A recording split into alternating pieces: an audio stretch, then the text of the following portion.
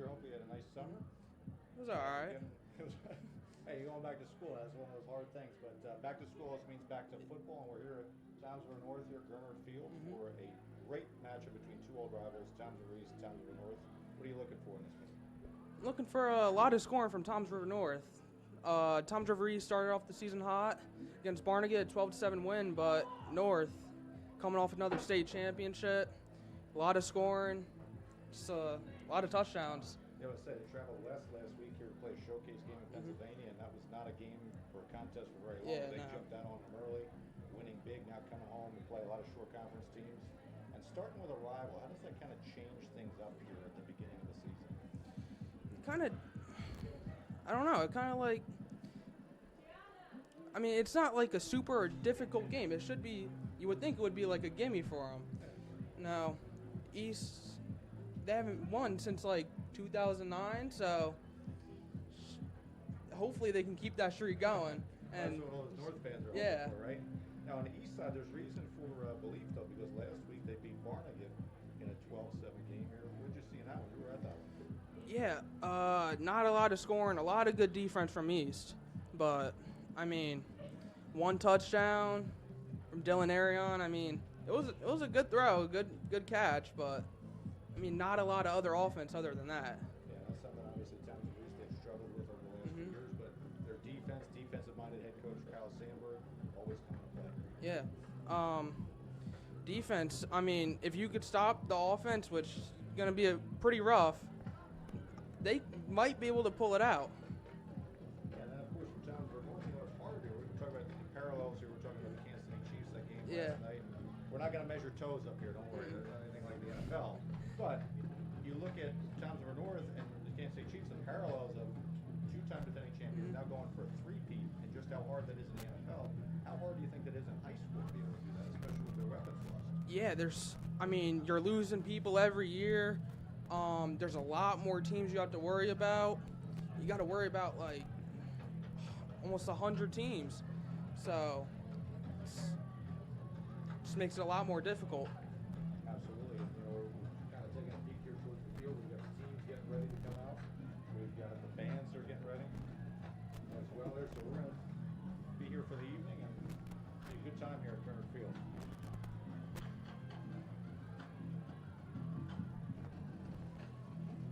We've got the bands all in position as well. We're welcoming both teams. It should be the visitors coming out first here. What's the team tonight for Raider Nation? Raider Nation's whiteout with the white jerseys. Looks pretty nice over there in the student section. Yeah, a little glimpse of like Penn State across the It does look like Penn State. The little whiteout games. I don't think it's going to be as energetic though. Yeah, the Raiders, you know what? They come across and Coach Sandberg here last year, they were 4-6 on the season, but coming in this year, there's reason for belief because in the B South, they've got some winnable games here coming down the stretch. They could give them another division title. Yeah, they could totally win this division. I mean, who they got in the division? Well, divisionally, they got South, they got Lacey, Brick, Central. A lot of Southern's winnable probably the games. toughest game. Southern Regional, yeah, that's gonna be a rough one. But South, very winnable. Brick is very winnable. I think they could win the division this year.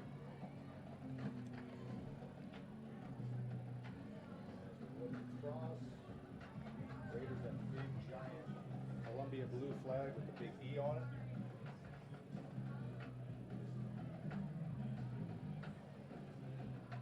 Kind of like everybody's got those jitters for this first game here in Toms River. You know, rivalry game, getting ready. We're a little bit past 6 o'clock, they're really behind schedule, but it's all good when you got ball and football and school. Nothing better. Yeah, I'm just excited for football to be back. NFL, college, high school, anything. I just want to see some good football. They're finally coming to Raiders across. The booze here from the North student section, the Mariner Maniacs to our left. What do we got for the Mariner Maniacs tonight? What's their team? We got a little USA going on, supporting the troops out off to war. I think East, what was that? That was last week, right? Yeah, that was last week. Yeah. So she got the white baby powder out across the other way. Here comes the 2000 defending overall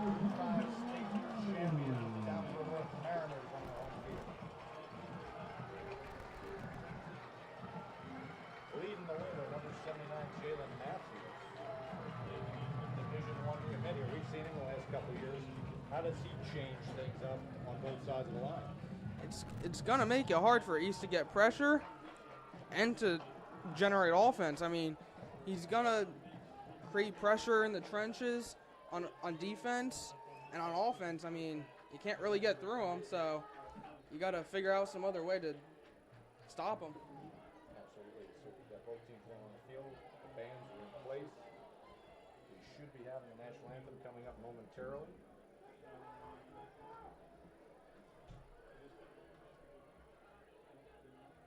It's not as sunny as we were thinking earlier in the week it was going to be. A little more overcasty. Not too much wind though. Should be good for those kickers. Make it easy for those PATs, field goals.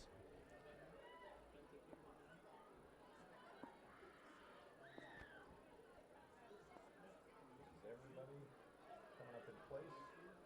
Eventually we'll get the national anthem. Ladies and gentlemen, at this time, if you are able to please stand, remove your hat to the playing of our national anthem, played by both marching bands from Toms River High School East and Toms River High School North.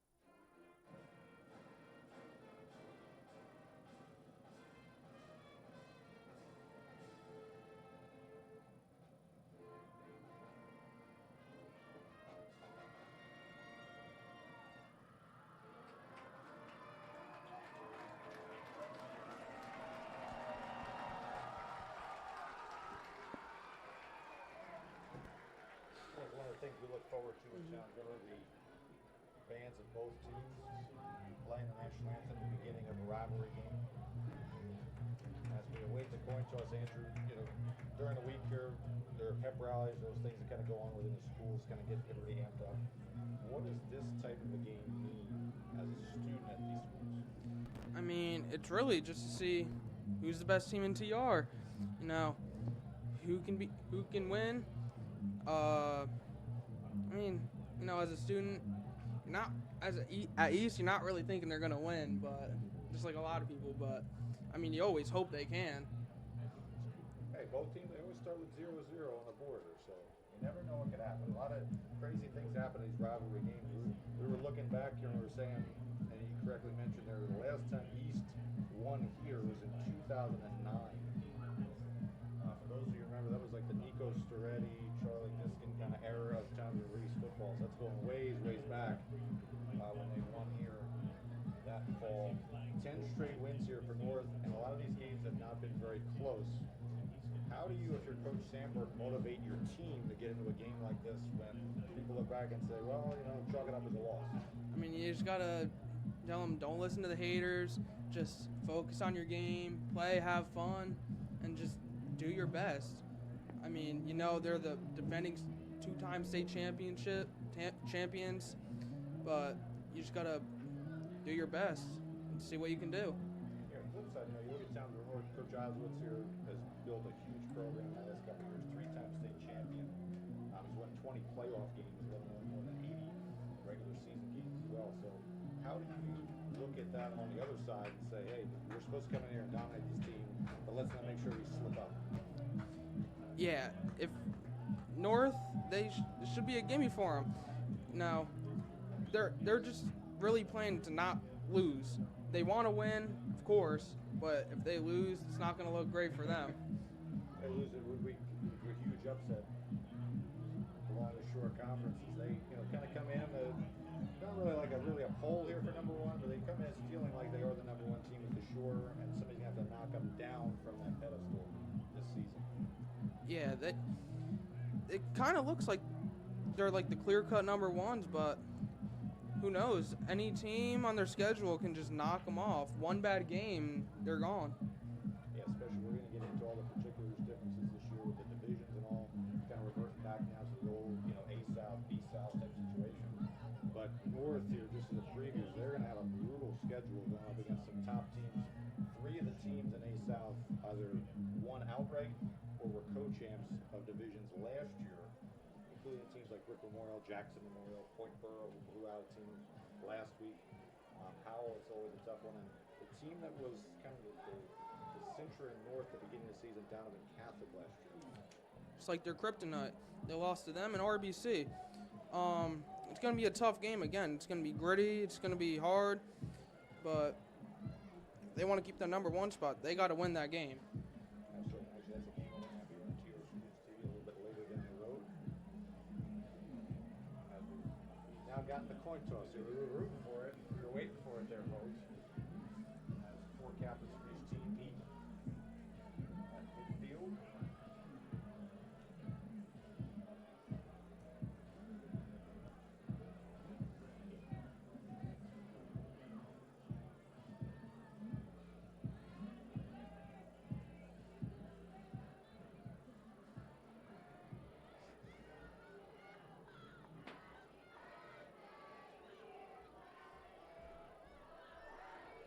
North has won the toss.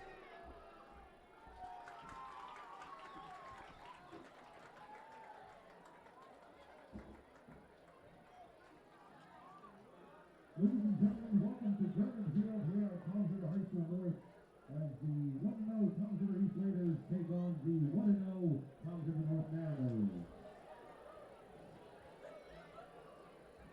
North has won the toss and they've elected to receive the ball. So we're going to see Mike, TJ Valerio, and company early on. What do you think about this quarterback here? Big shoes to fill with Micah Ford having graduated. Yeah, Micah Ford, he left a big footprint on the school, bringing them to 2 state championships. TJ Valerio has got to put in some serious work here to fill that role. It was interesting kind of looking at some of the previews during the season. Sure Savages here, that kind of, Instagram, Twitter, whatever you want to call it, or X, whatever you call it. They have listed, there was one thing showed that Valerio was listed as their number 6 quarterback for the Shore. You got to think that's got to be a little bit of motivation for the guy to say, you know what, I'll show you. Oh yeah, backing up a dude like Micah Ford, you got to learn a thing or two. So, number 6, that would motivate me, especially backing up a dude like Micah Ford. If I was him, I would think I would be a little bit higher on that list. We'll see it here as the Raiders and Art Fat will be kicking away. We'll be back deep for the Mariners, number 0, and the Sear Jackson, number 6, Mordecai Ford. Every time, it's like a Ford Motor Company. Every time you thought that the Fords leave, they just keep rolling out. I don't know. Yeah, Mordecai, he's a good athlete himself. He's quick, agile, just run around the field, fly around. See what he can do on this kickoff here. 70-degree night, overcast. 2 times different teams. And we're underway here from Burger Field. Squib kick. Field line up back at about the 30-yard line. Cross is the 40, he's going to be down in the midfield. So excellent starting field position here for Tom's River North to get this rivalry game started. Yeah, starting out at the 47-yard line. It's great field position, especially for an offense of this caliber. Should be able to do some good, pretty good things here. The thing we got to watch out for, Andrew, I think, is how do they spread out Tom's River East here? Do they choose to go that kind of 4-wide look, which is actually going to go 5 wide here to start the game? Yeah, looking to pass here. We're going to test the edges of the second row for the Raiders, like no team on their schedule probably will the rest of the way. Back to throw. Looking right, he's got a guy in the flat. That's Jackson. Jackson catches it, gets a block. And this is going to be an impressive run after catch here for Jackson. 2 flags on the field, though. Andrew called it. It's going to be a flag, and this one will come back. Looks like it might be a blindside block, possibly. Maybe holding. Yeah, he came here right from that kind of angle that we've seen the last couple of years. One of those points of emphasis in all levels of football. But you can't do that for the safety of the players.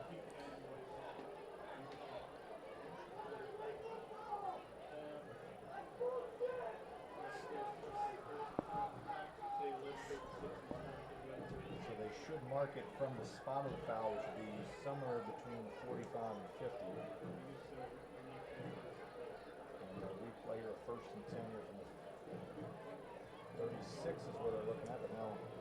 Looks like penalties are going to be on East. Yeah, it's very interesting, Andrew. I didn't see anything. Coach Sandberg is out on the field here in the blue shirt across the way. You could see him politely asking for an explanation as to what happened. Looks like it's going to be a 15-yard penalty on East. Or not. Well, the officials here, early in the season, we're getting our under our belt here a little bit. They'll give them a little grace here, but a lot of confusion out there on the field. Initially, the clear-cut call seemed to be on number 12 here. That's going to be Cameron Thomas, a senior. Either a blindside block, a block in the back, a hold. And now they're going further back to the 32. So they're going to mark it from the original spot, and we're going to make it a first and 25.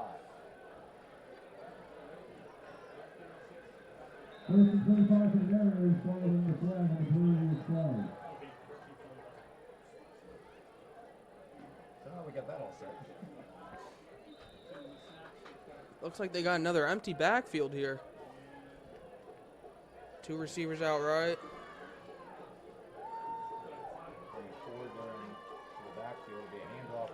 Left side, cuts back towards the center and gets around the 40-yard line. So he gains a lot of it back there on first down. Yeah, not a bad run there by Mordecai Ford. Yeah, we saw him last year. You mentioned a little bit that, in some of the blowout games, he got in a lot of minutes here. He had a long touchdown run in one of the last games. I think it might have been against Southern. And he's got some skills. Yeah, I remember a few games last year. He would come in, it was a blowout, and he would just have one long run, just beat some of his teammates in the yardage category by just playing one game. Call a second 14 pass. Great spot and location by Valerio. And it's going to be a fourth first down. As we saw Garrison, Cole Garrison, sitting in that zone. Nice job there by Cole. That was a great throw by TJ. The name a lot of people from town might know, especially on the east side of town. He was one of the baseball players from the Williamsport run. Great kid. Another run by Mordecai. As Ford's going to get close to another first down. So see a little spark. A little tempo here from Mordecai. Yeah, they're moving at a pretty quick pace. They're just pushing pushing the ball down East throat.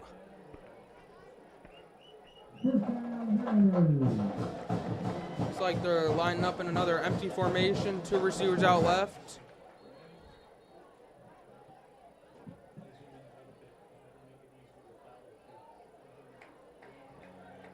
Now one of the players from East has been told to get off.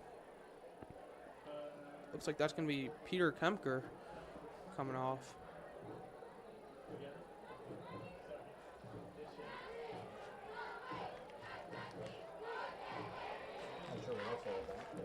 Christian Vallejo coming on in his spot. We get a procedure penalty against the Mariners. False start. I think that might have been Thomas going early on the top side. Little ship. False start. False start penalty on the Mariners. So North with another penalty. They get a first and 15 for him. First and 15. Yeah, they're running the ball good, they're throwing the ball good, but the penalties are just killing them.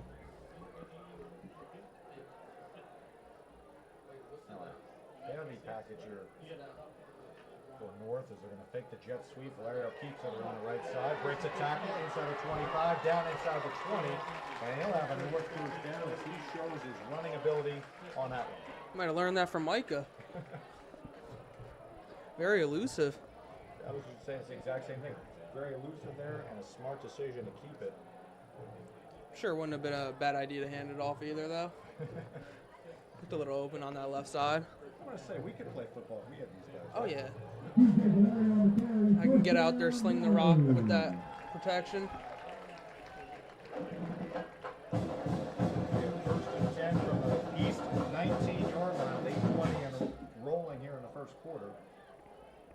Mordecai forward, motions into the backfield. Gets the handoff. And he's got some space. Can he get to the edge? He breaks a tackle inside the 10, inside the 5. Touchdown. Touchdown. Down to record their first own touchdown of the season. 19-yard run there by Mordecai. Looks like nothing's changed.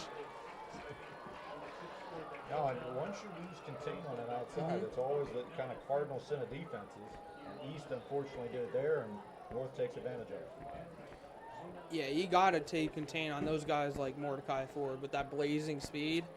They get outside of you, he's gone. Now, here's a familiar name. It's like a broadcaster's name, right? Papa Nicholas. The senior kicker here for the Mariners. It's forward to hold it. And it's good. Kick is up, and it's true.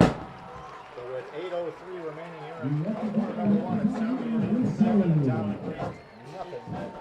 After the Mariners take the opening kickoff and go down and score. And that's something that opponents here, not just east, not just south, but everywhere, including that team from Pennsylvania last week, saw that North is going to jump on you early. Yeah, 31-2. I don't even know how they got 2 points. North just kept on beating down on them. I'm just excited to see what East can do here against this Mariners defense. Well, here's a question, too, because I know you're a football guy. Do they change the strategy now based on the fact that you're going to be down 7-0 for the first drive? Do you change anything about your game plan, or are you just going to execute it the way that you think? I think you have to. You can't just let them keep on scoring on you in the same ways. But with this Mariners offense, they'll probably just find another way to score. They could throw the ball, run the ball. You just gotta figure out their weakness and use that to your advantage.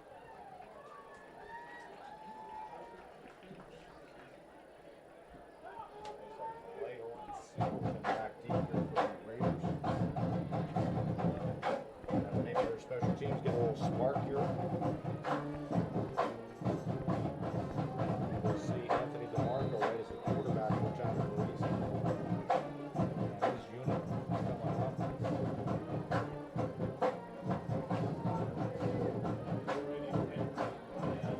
Nice kick forward. Towards about the 5-yard line. Vallejo returns it. He's got a convoy of blockers, but North sandwiches it quickly at the 16-yard line. That's where the Raiders will start their first offensive possession of the evening. It's going to be really interesting. See what they can do against the Mariners defense. It's going to be a tough drive for them. It's going to be really hard to score. I'm just excited to see if they can figure something out. Yeah, East has some playmakers here. They've got Aaron, they've got Singleton. DeMarco can do some things with his feet and with his arms, so I have to see if they can kind of confuse a little bit early on the North defense.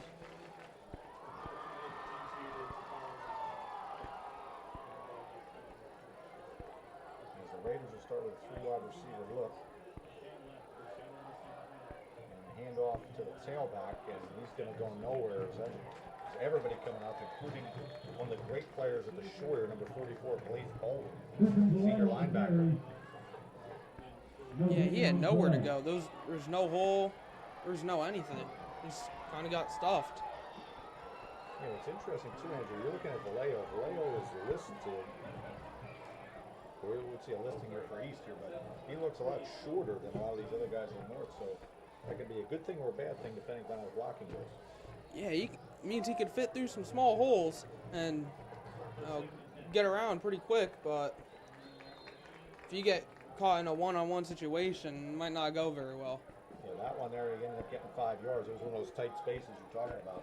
And now for Easter, this is probably one of the keys, right? To stay within that 3rd and 5 range, keep it manageable, so that way it leaves everything open in the playbook. Yeah, I think for East here, slow and steady wins the race. You know, you just gotta keep playing hard. You know, just keep them running the ball. Just yeah. It's kind of interesting. They got 2 receivers up there at the top. And they got Wide a little receiver bubble screen and couldn't hang on to it.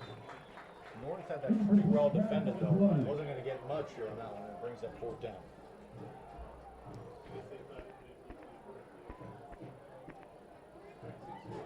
East comes out with the punting unit. Yeah, so 3 and out, not what you would have wanted if you're East, but you know, you don't turn the ball over either.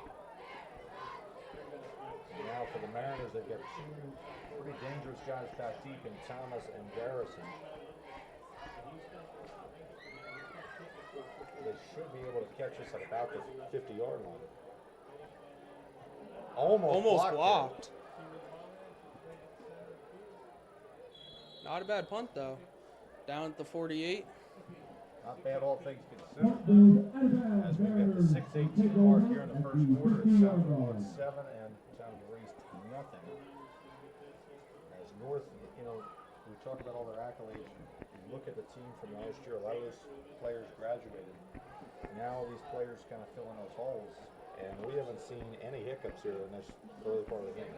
Yeah, no, it looks like the same old. Just keep throwing the ball, run the ball, doing whatever they want, really. They're going to go with a 4-wide look. Bring a receiver out in motion. Gets that swing pass out there to Ford. Breaks 1 tackle. Breaks another one. He's still going inside the 35-yard line. You see just that versatility, that elusiveness of Mordecai Ford. Yeah, you give him the ball in the backfield and just let him do what he does. Just let him run around, let him follow the blockers, and see what he can do. The 18-yard gain on the swing pass. You know, Giants would like that on Sunday. We bottle it up and ship it up to... Yeah, that might be nice, you know. Hopefully Devin Singletary can be like that guy. I feel like we have a different number 8 on our team. Yeah, a little bit different. Back to throw, Valerio looking to his left, now looking right, looking center, and he's got a guy wide open in the middle at the 20-yard line.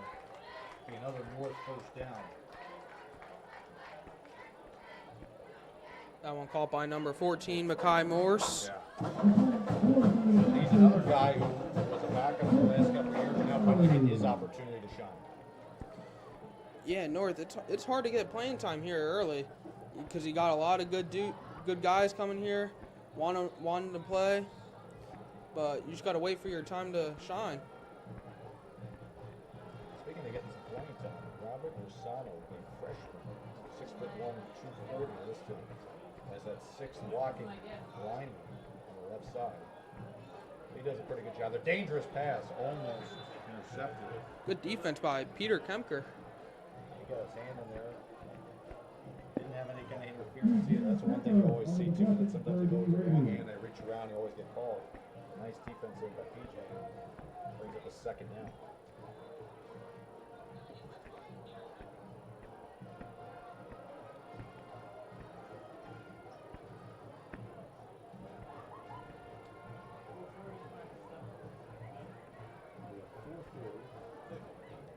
Looks like they're coming out with a 6 lineman here. And Ford getting up the middle. He's still going. I think Down to the 3. His defenders thought that he was down.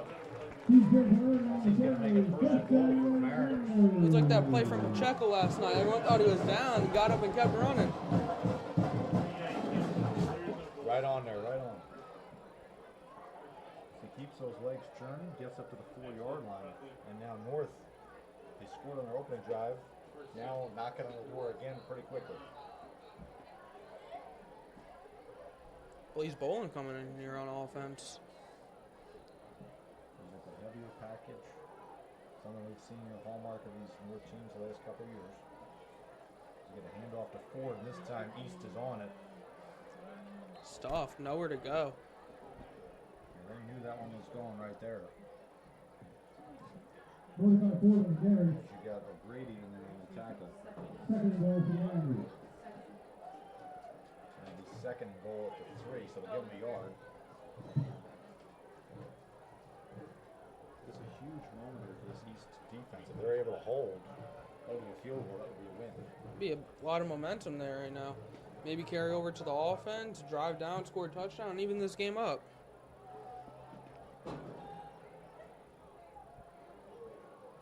calling out the signals. He's going to take the snap. Low snap. Hands off to Ford.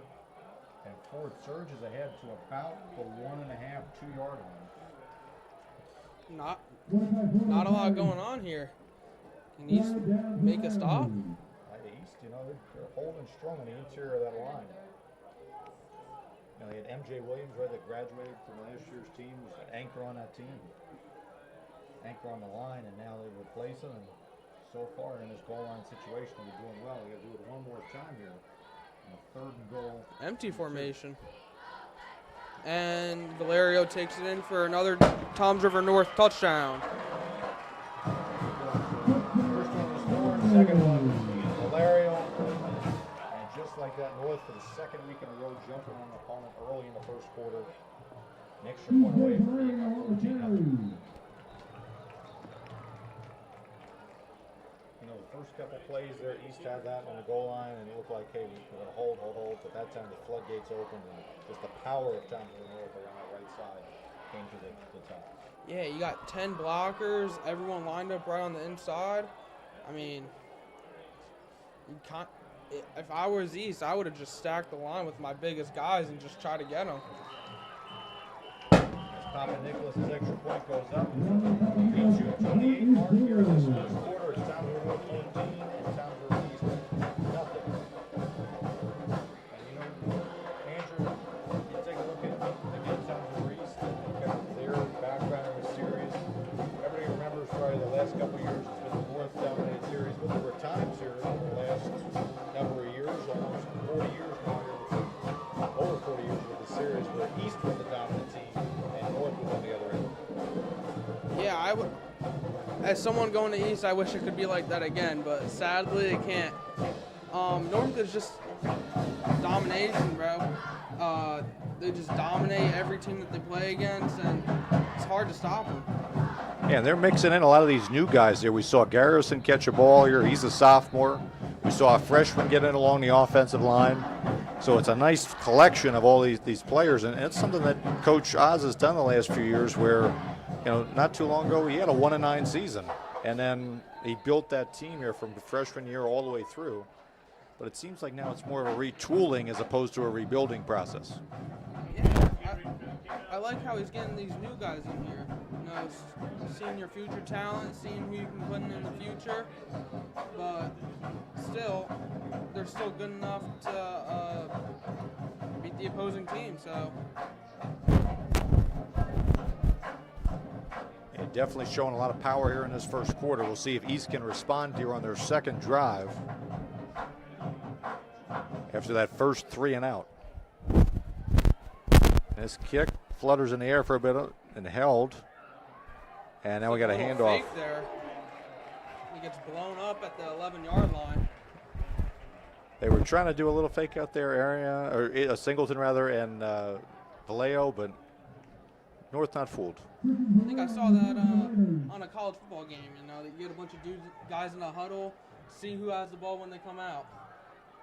Didn't work out too well for him there, though. Speaking of college football, how about this year we got a video game for college football for the first time in a decade?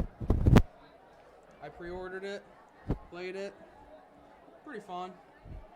Until Madden came out. And then I hopped right on Madden. I want to say, you got to love, Notre Dame, although Notre Dame had a good game last week, too, at Texas A&M here in real life. So hopefully that continues during the season. So we got a 1st and 10 here for the Raiders at their own 12-yard line. Receiver in motion, and we get a flag here. Going to be offsides against Toms River North. Yeah, it looks like Bolin jumped off sides. That's another thing too, Andrew, we've seen from Toms River North is they like to blitz up those A gaps and prevent a lot of those, big running plays that East here has had success with against other opponents. So when you jump that, sometimes you just miss the cadence and you see a situation like that flag. Yeah, but another thing, these penalties are just hurting them. They've had 3 penalties so far, but still stopping them and scoring. See what DeMarco can do here on a 1st and 1. Fakes the handoff, going to pass, rolling to his right. Doesn't have anybody, and he's going to dump it out of play. Well covered downfield by the North secondary. Yeah, DeMarco had nothing there. It was a good play, throwing out of bounds, not risking an interception, forcing it. Looked like a better move right there. Yeah, I mean, he's got to obviously be smart with the football, and that's something I'm sure Coach Sandberg has told him all week, is that protecting the rock is going to be the most important thing you do. And then you get a situation here where if it's not there, live to fight another day. 2nd and 5, you can live with having an interception return for a touchdown. You can't. Yeah, if they get a pick 6, it's going to be hard to come back from that.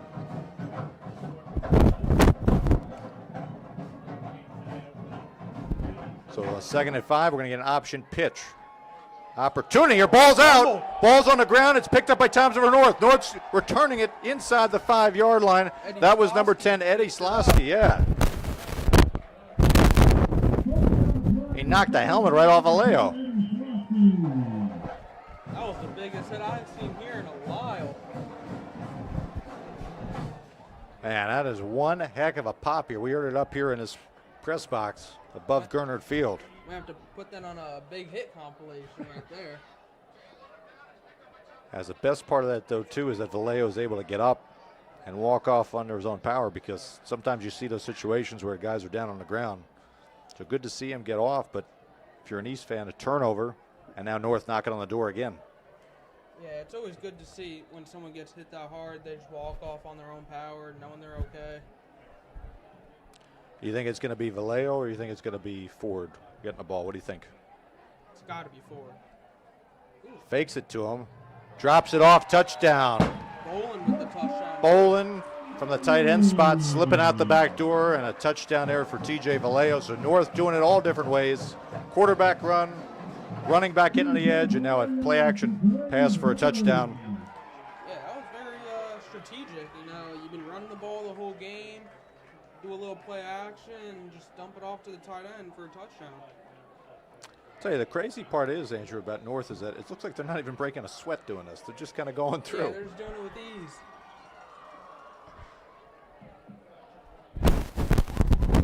Now Papa Nicholas on for another extra point. And it's up and it's good here. So with exactly 1 minute left here in the opening quarter from Gernard Field, it's Toms River North dominating 21-0 over Toms River East. A lot of anchors away tonight. Yeah, this is complete domination by Toms River North here. 21-0 in the first quarter. I don't know if I've ever seen a score that high in the first. Well, I mean, if you went last week to Pennsylvania, you would have seen that, right? They got out on Downington East here very quickly, and Downington East, the top 15 team in Pennsylvania. And we know, New Jersey, don't want to knock us here, but high school football in Pennsylvania is much different than high school football in New Jersey. They take it, it's almost like a religion in Pennsylvania. And so for North to go out there and win in such a convincing fashion and then back it up here in this opening quarter, got to be totally impressed with this team. Yeah, it just shows you what kind of team they are. They just dominate whatever opponent they face. Just no matter who they play, they'll just always be putting up a fight. Exactly. So Toms River East in a similar situation. Third time tonight getting a North kickoff. Looks like Vallejo is out on the kick return after taking that hit on the last series. Yeah, good to see that. So we'll see what they've got up their sleeves here on this kick.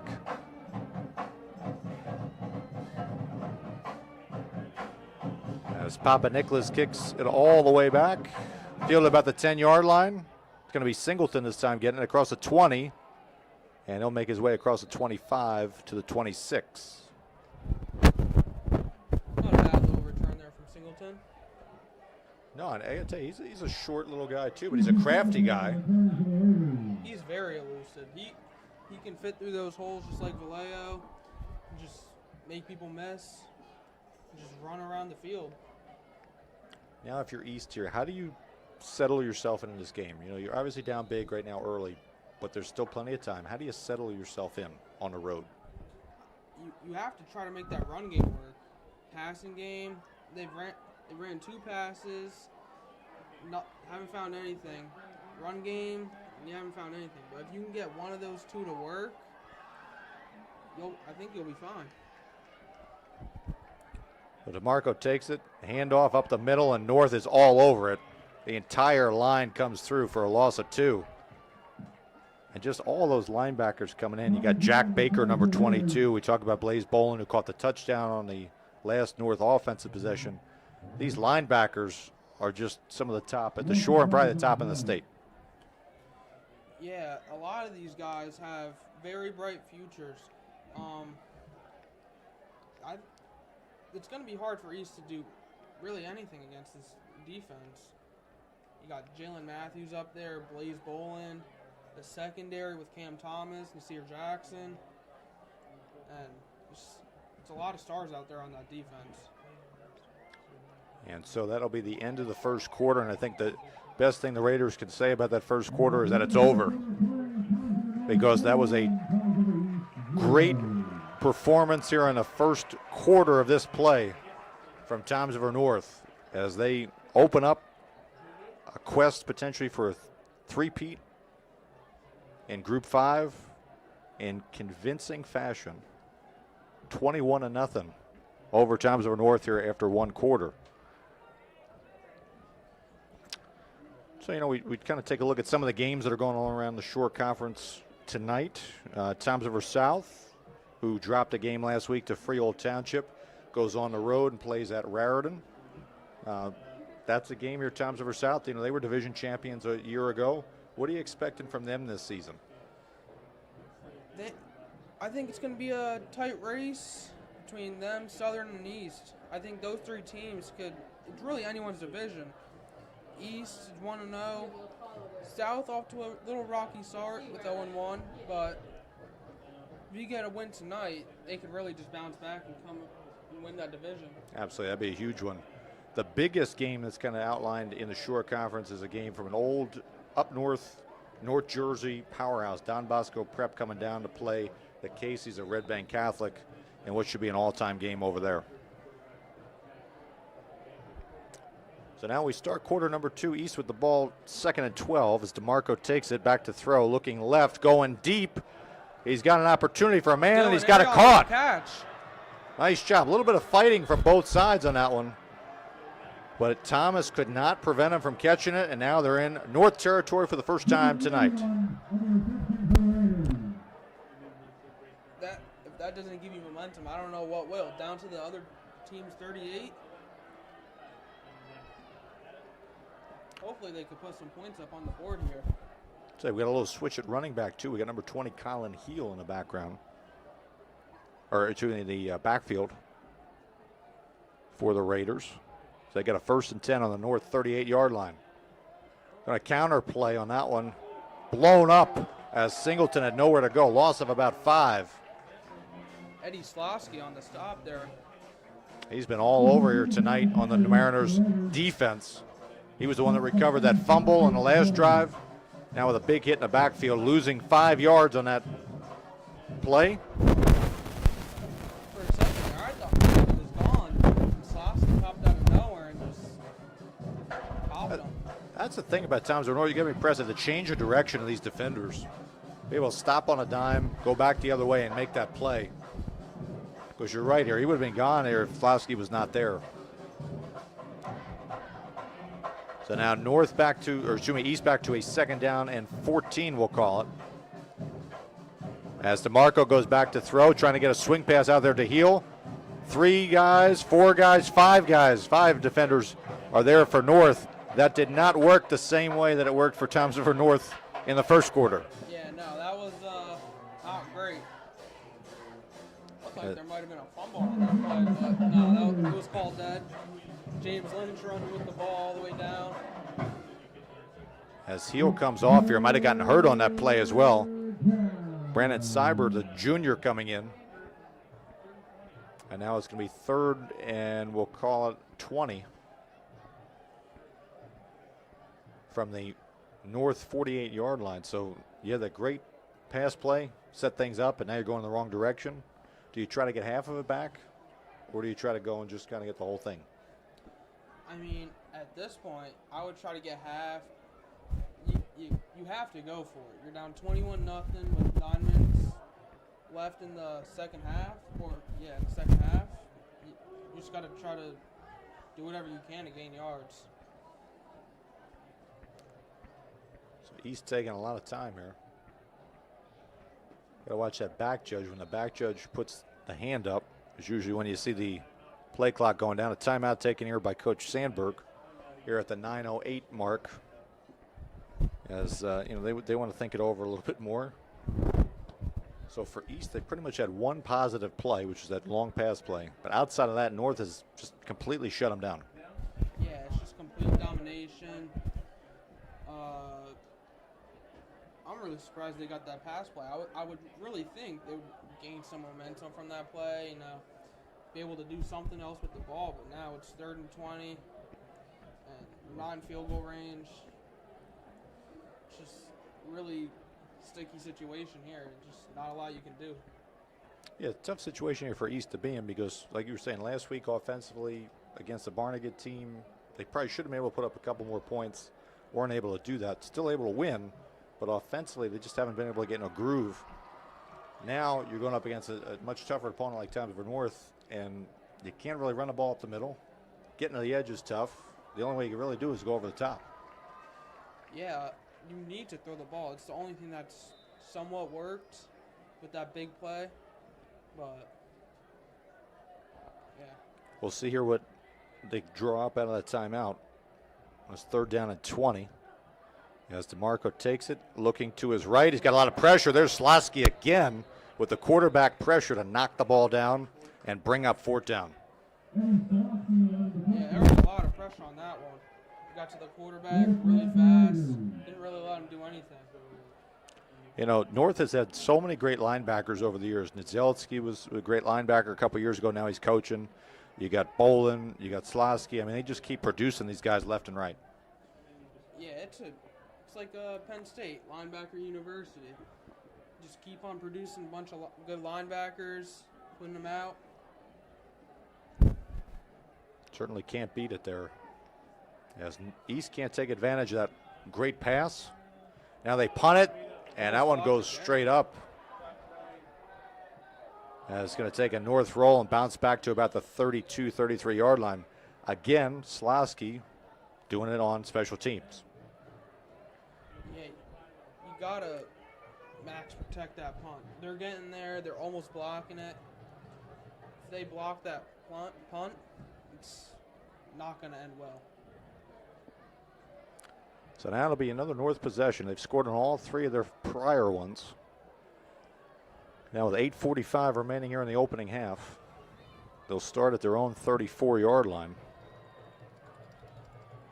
And we saw them early on. They were kind of spreading things out. Now they're going to more of that heavier set. They're going to bring in a lot of, offensive linemen, extra guy, and tight ends and fullbacks. Really try to play, power ball. Yeah, it might be just running out the clock now.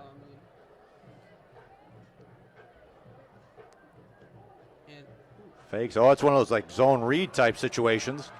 And there's Morse, breaks a tackle. He's on the run inside the 30, inside the 20, cutting back and down at about the 10-yard line. So a good read there by Valerio sets up a long gain and a 1st and goal for the Mariners. Yeah, that was a very good fake there by Valerio. Not me, I thought that was a run. But no, that was a great pass, great run after catch, down to the 10. Very explosive play right there. As Morse, again, a senior who's, stayed behind a lot of these guys for the last few years. Now all of a sudden getting his opportunity and making the most of it. As he sets them up a 1st and goal at the 10-yard line.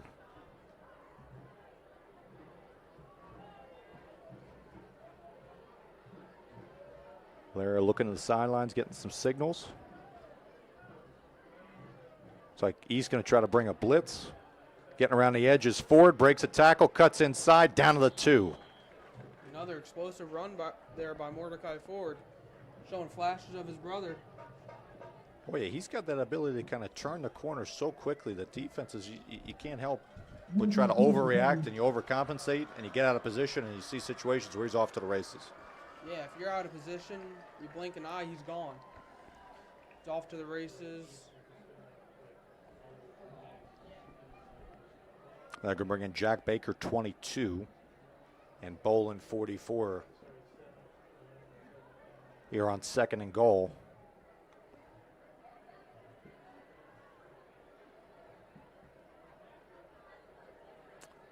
Well, if you want to get a lesson in power football, we're about ready to see it here, folks. And there it is, touchdown. Mordecai Ford's 2nd rushing touchdown of the night. North's 4th touchdown of this first half as he celebrates towards the 5-yard line. Yeah, North has definitely changed up their scheme. When they get down to that red zone, they just stack the middle, just try to play power football. But when they're down at the other end of the field, they're just passing the ball. Yeah, I got to tell you, it's so tough. How do you prepare for a team like North that can do that, but then also spread you 5 wide and throw the ball way down the field? Yeah, it's so versatile. You don't know what they're going to do. They could do anything they want, really. As Papa Nicholas is getting a little tiring for him as he's going out for another extra point. And this one is good as well. So at 6:46 remaining here in the 2nd quarter, it's Toms River North totally in control of this one, up 28-0 over Toms River East.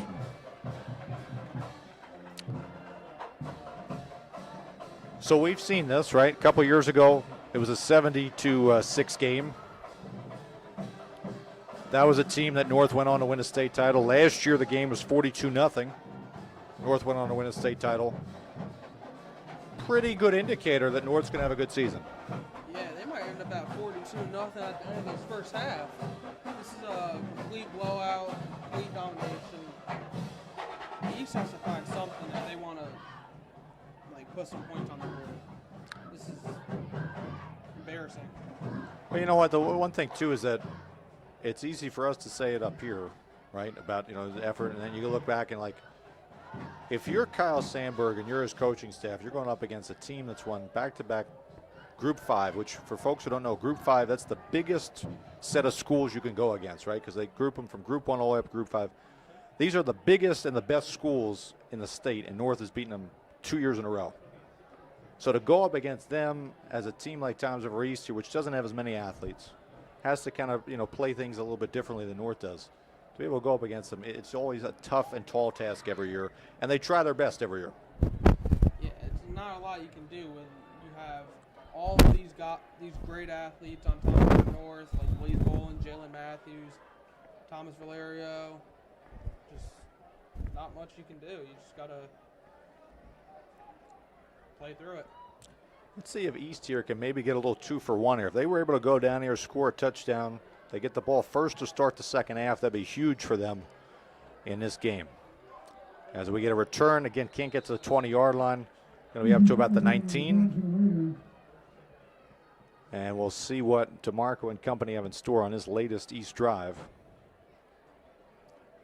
As the one thing too is that if you're the team that's coming in as the underdog, you got to be able to try to control the line of scrimmage, and that's something that's, again, difficult to do like everything else is against Toms River North. Yeah, there's not much you can really do here.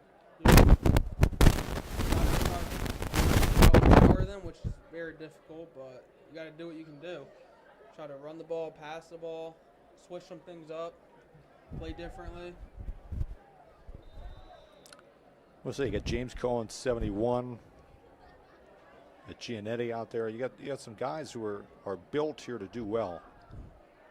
It's just a tall task, tall order to go up against Toms River North here with all those blitzing linebackers and You know, the guys in the secondary, they're shut down corners.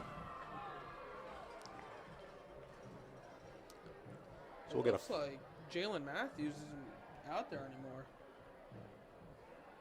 It looks like he's kind of taking a little breather here as Singleton tries to go up the middle, and he'll gain maybe 2 or 3. They'll give him 3 at the 22-yard line, so it'll be a 2nd down and 7 coming up.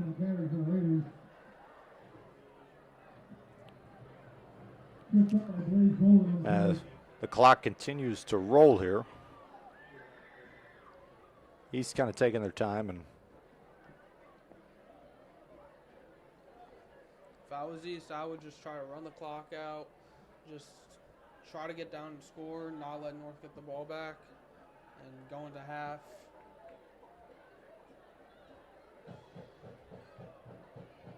Bring Seibert in motion.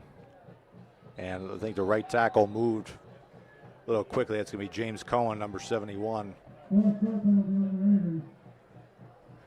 And so that'll mark him back 5 yards. And, you know, penalties cannot be your friend at all in these kind of games.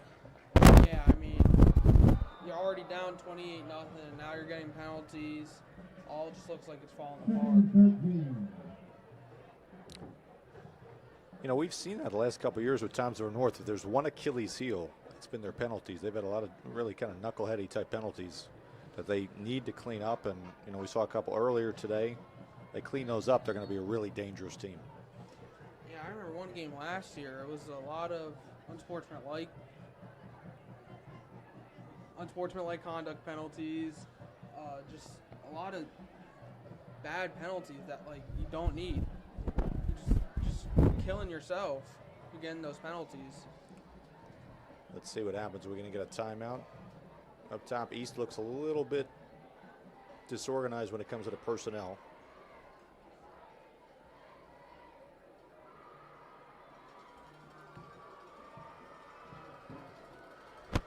As the clock continues to run here, DeMarco looking over the entire defense. Getting ready to call it. They're going to hand off up the middle, left-hand side, up to around a 20-yard line. Maybe over the 21, that's about it. So he gains back most of that penalty yardage, but it brings up now a 3rd and long again.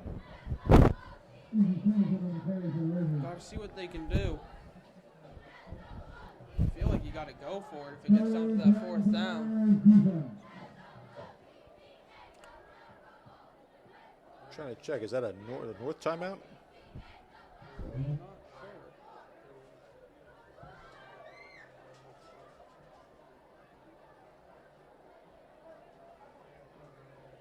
That'll be an interesting call to see what's going on. I'm trying to wonder why there would be a timeout unless it's a north one. With a 3rd and 9 coming up here, you don't want to give them any more time before halftime. They're getting pretty good at running those 2-minute drills during regular games. But we'll check that and get back to you. Needless to say, East just try to convert this 3rd down.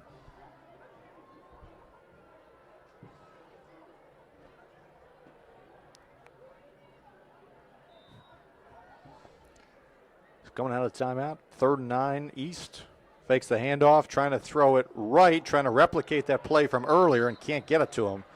Little too far for P.J. Kempker. Covered well by Cole Garrison. And I'll bring up a 4th and 9 for the Raiders. Looks like the Raiders are going to bring out the punting unit once again. Tell you what, not a bad ball there by DeMarco. Well thrown, just better covered. Yeah, that was a pretty decent throw. Maybe a little overthrown, but good coverage there by Cole Garrison. Now North's going to have a great opportunity to punch another one in here, as they should have a short field pending this return as they get a hand. That was not executed as well as it could have been, as that punt here will go less than 10 yards. Almost blocked as well after a bad snap. So just one thing after another not falling the Raiders' way here tonight, as that will add to their pile of misery right now. The Mariners start at 26. this is definitely not the Raiders' night. They just can't do anything on offense. They can't stop the Mariners' offense. It's just they can't punt. It's not a lot they can do here. Yeah, definitely tough situation. As now North will try to get another one in. Throw a little dagger in before halftime. Valerio looking to his right. He's got a guy open, and it's dropped. Ford dropped it. It was a perfect pass. All they do is look it in. It's about one of the only things that's gone wrong here for Toms River North tonight is that drop. Yeah, odd little drop there from Mordecai Ford. Usually he's pretty consistent with those catches. He was wide open in the back of the end zone, no one around him, and he just dropped it. It's one of those ones I'm sure that TJ is going to go to him and say, man, I threw it right into you. What, I have to catch it for you too? I mean, come on, you know? Yeah, that was a perfect throw. Just bad hands. No, all joking aside, would not be surprised if you see Ford off to the races on this next play. He's got that ability to kind of bounce back rather quickly. As he comes in motion, now alongside Valerio. Going to be a pitch out to him on the right side. Cuts back inside the 20. Bounces back to the outside. Didn't see that lane. He's in the end zone, but there is a flag on the play. I'm going to guess holding. Well, usually it's never a good thing for the offense.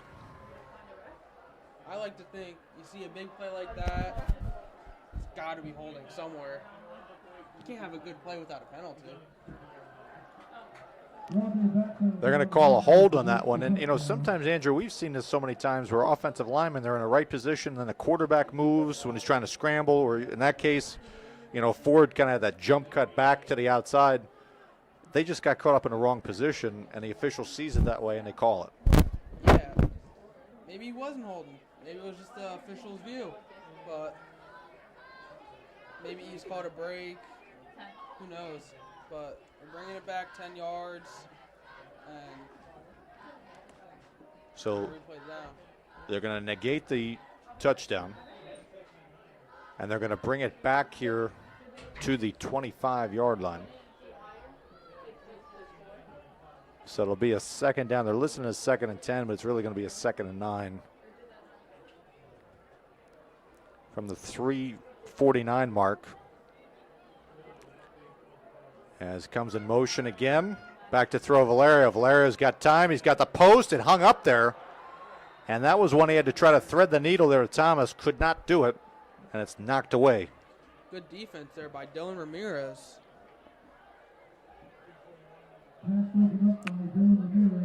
So if he had more of the ball that he threw to Ford, where it was more of that dart, might have been a touchdown, might have a better chance at it. That one kind of hung up in the air.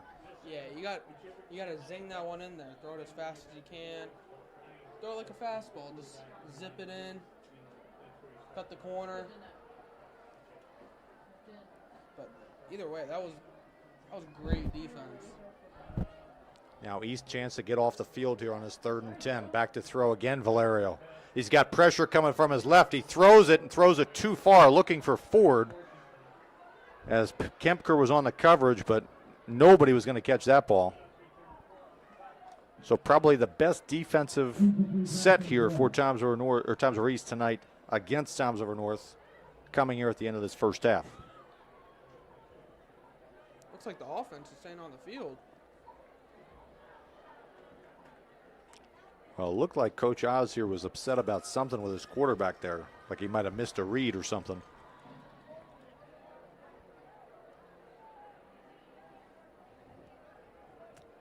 The Mariners offense does appear to stay out here as they're going to try to spread them out. Got a 4 wide receiver set with Ford also in the backfield. So they got 5 pass catchers who can go the distance here. East needs this one. They got a hold here to have any chance. As Valerio goes back to throw, looking left. Pocket collapses. He drops it off short and lets his running back do the rest. Looked like a horse collar tackle right there. No flag on the play, though. No flag on the play, and a conversion on 4th down by Toms River North. As that was Garrison making the great play, found an available spot, caught it before the chains, used his feet for the rest, and now sets up North with a 1st and goal inside the 10. Yeah, again, another one of those elusive guys that North has. So shifty, just can break tackles, run away from defenders. Now we're going to get another dose of power football here. As Ford's going to get the handoff around the right side. He scored the first time. He's going to score again. 3rd touchdown of the night on the ground for Mordecai Ford as he continues to celebrate. And North continues to pour it on here at Toms River East. Another power play there by North to score the touchdown. Nothing East can do to stop it. It's too big, too physical, and too strong. You hit the nail right on the head there, Andrew. The physicality at Toms River North is something you can't believe by just kind of reading it in the paper or reading it online. When you physically see it the way we're seeing it right now, it is as impressive as ever.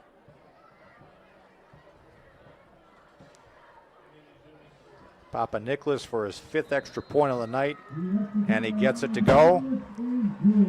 So now with 3:13 remaining here in the 2nd quarter, it's all Toms River North 35-0. With the clock, of course, we talk about the 35 points. That threshold we always talk about in the second half with the clock running.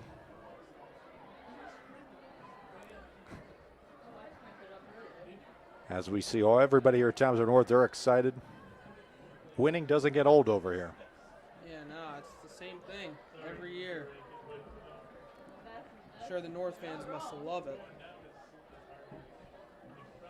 And to their credit, you know what? A lot of people on the east side, you would think, hey, Raider Nation, they're not going to be out there. The team's losing. Folks, you take a look out across the way. We're talking about the big whiteout section. They're still there. They're still rooting on their team. And, you know, credit to them here for sticking around.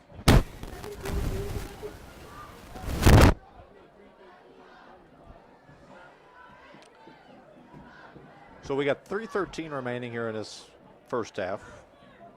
A couple things we're going to look at in the second half. Obviously, we're going to try to get some scores from around the shore. Maybe talk about a couple other games going on. Previewing kind of the road ahead here on TR Schools TV with some of the games that we have slated coming up later in our coverage. And maybe we'll get a little Giants prediction in for Sunday. Possibly. I'm just happy football's back. I missed it. You get that feel when the air gets a little crisper out and you got football every day of the week practically. You even got football in Brazil tonight going on.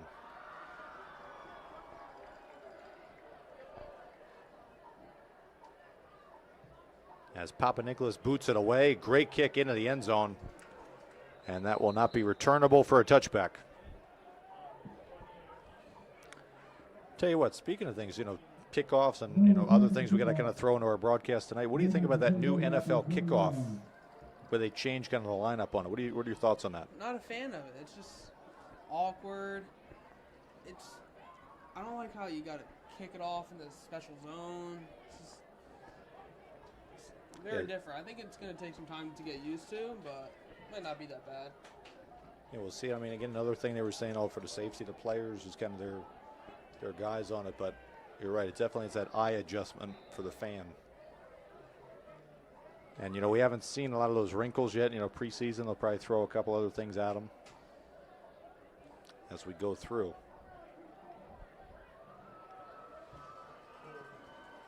As DeMarco coming out here, much different week than last week. Last week wasn't really hit a lot, wasn't a lot of pressure. This week here, been constant pressure and had just a difficult time. Yeah, I would have honestly rather played North first, get the loss out of the way, get into the field against a great team, and then go on to play some of the weaker teams in the short. Hey, there's a bright spot. Handoff up the middle there as we got an opportunity, maybe close to a first down. Izzy Singleton. Should be pretty close to it. And they'll give him 10 yards and a first down here. So bright spot there from the running back.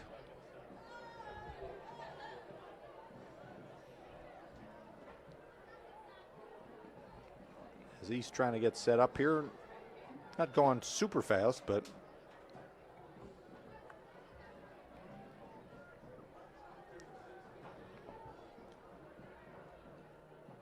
as DeMarco takes it, bobbles it, and now it's a broken play that he just has to fall down towards the 25-yard line. Looked like that snap was a little bit too far to his right for him to control it. Yeah, it was a little high, a little to the right. Couldn't really get control of it, but looked like it was going to be another stuffed run anyways. So. I gotta tell you what, though, I don't blame the center from High School East here, because if I got all those guys coming at me, I'm snapping that ball and I'm just getting out of the way. I'm trying to block wherever I can. Yeah, I'm just trying to save myself. You got to protect your quarterback. I understand that, but you got to think about yourself too. So now a second down, we'll call it 13. As DeMarco will hand it off again to Singleton. Singleton spinning his way across the 30, where he gets stood up, as it looks more like a rugby scrum there at the end of that play. Gains back the yardage lost on second down, or first down, and we'll bring up a third down, and we'll call it 9.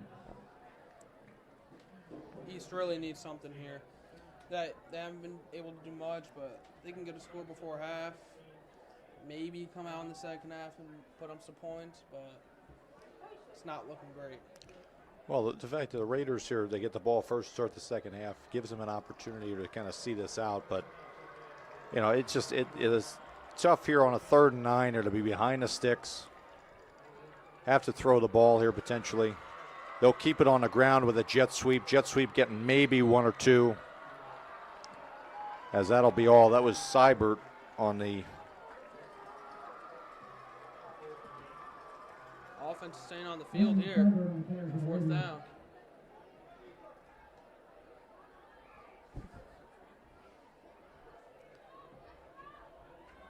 And now the clock will just kind of run down there, so not sure if they're going to have to snap one more play before halftime, but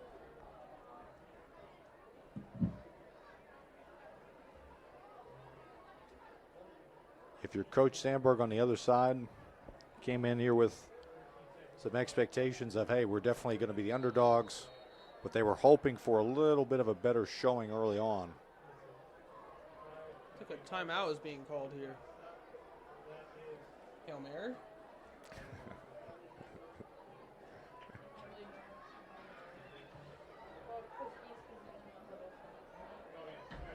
So we're going to call that maybe a North timeout potentially there, and we'll see here with 5 seconds remaining. East's going to have to snap it one more time. And as we've seen, if they choose to punt it, that could be an adventure here, because we've seen a couple close calls here with blocks here. Slosky getting in there on the last one, almost getting his hand on it to cause a huge play. Yeah, I think you just have to, you can't punt it in this situation. You got to throw it, give someone a shot downfield and hope they can make a play. Give you some momentum going into half maybe. But right now they just have nothing. So North's going to send back their 2 punt returners. They're going to send Thomas and Garrison back deep.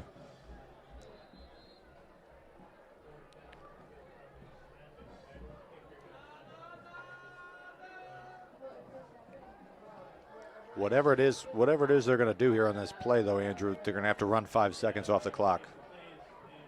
Yeah, because if North gets this ball back, it might be field goal range for Papa Nicholas.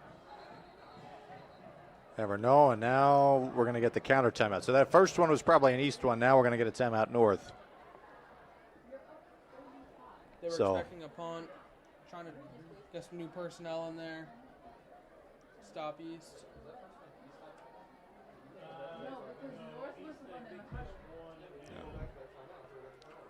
So we get a 35-0 game, folks.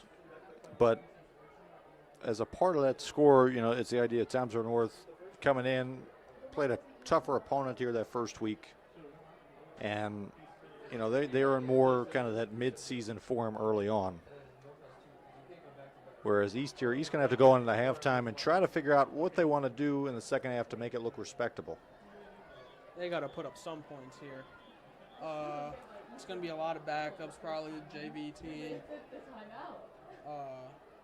because it's only the second game of the season. If someone gets hurt, you don't want to have to deal with that for the rest of the season. Just got to think about the future at this point. So East should have one more player as DeMarco goes back. He's going to throw it way deep. Oh, my God.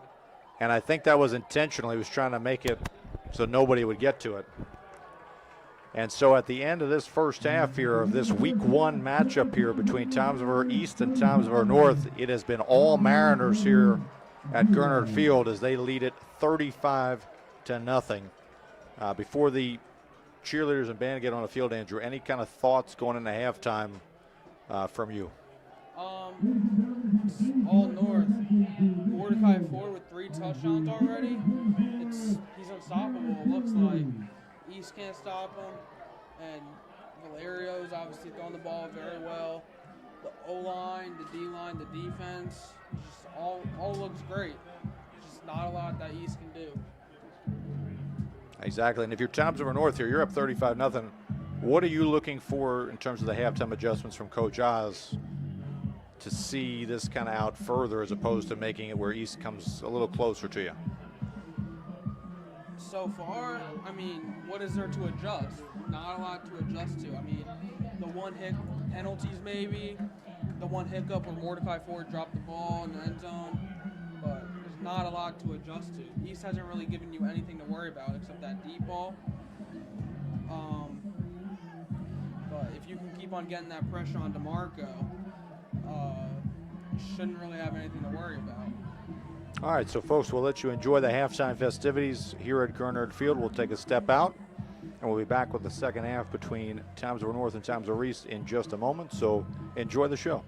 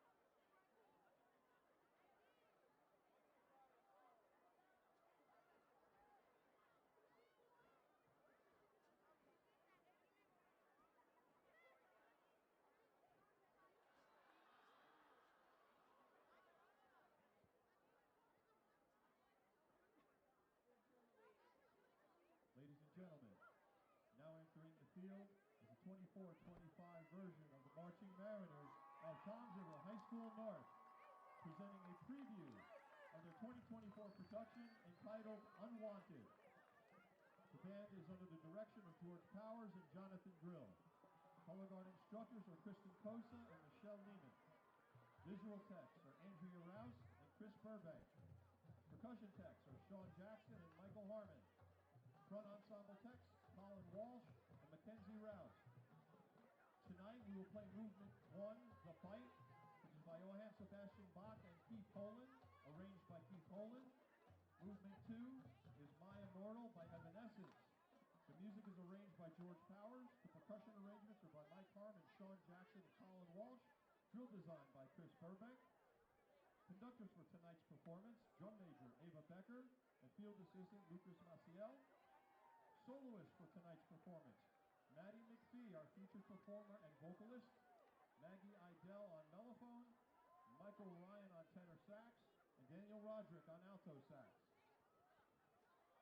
The Marching Mariners are the 2023 Tournament of Bands Region 7 Class 3A champions and the 2023 Tournament of Bands New Jersey State Class 3A champions.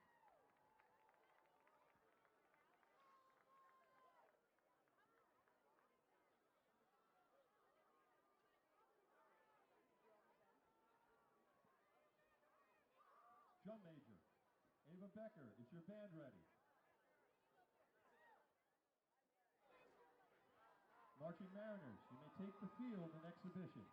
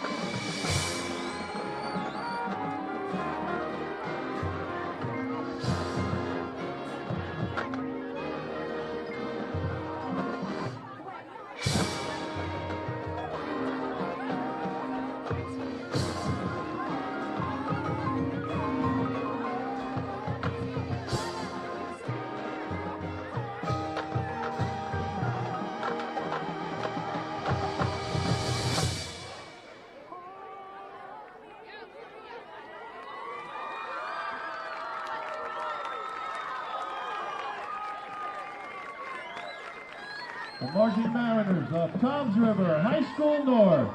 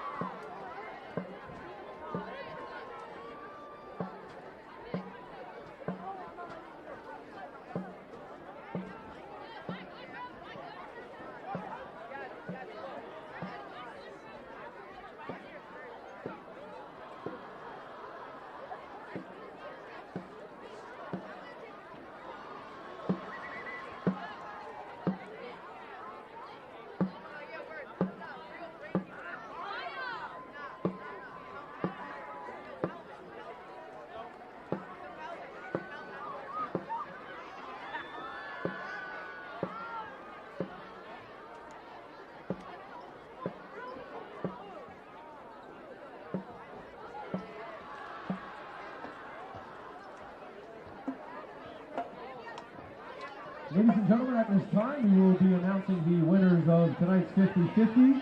Once again, we will be announcing the winners of tonight's 50-50. If you bought in, please have your tickets ready. $260 for the winner. Tonight's winning number for the 50-50, 764238. Once again, tonight's 50-50 winning number, 764238.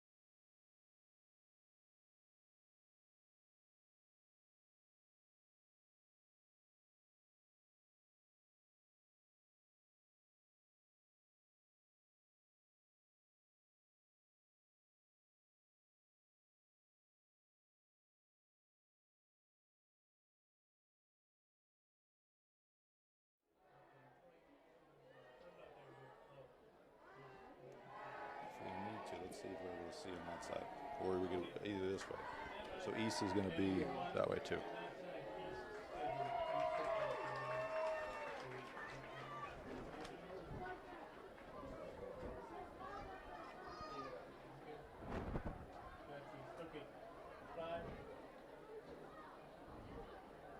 All right, folks, welcome back to the TR Schools TV Game of the Week, presented by the TRAA. I'm Casey Kennerkowski alongside Andrew Heckler, and we've got a matchup between Toms River North and Toms River East going on. They're warming up here for the second half. While they're doing that, we're going to take a look at the East schedule first here. So they had the win against Barnegat last week, Andrew. They're playing North this week. What lies ahead here for the Raiders?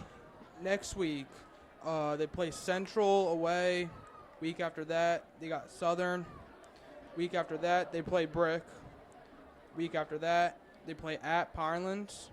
And the week after that, they're home against Toms River South. Week after that, they're home against Asbury Park. And to finish out the season, they play Lacey at home.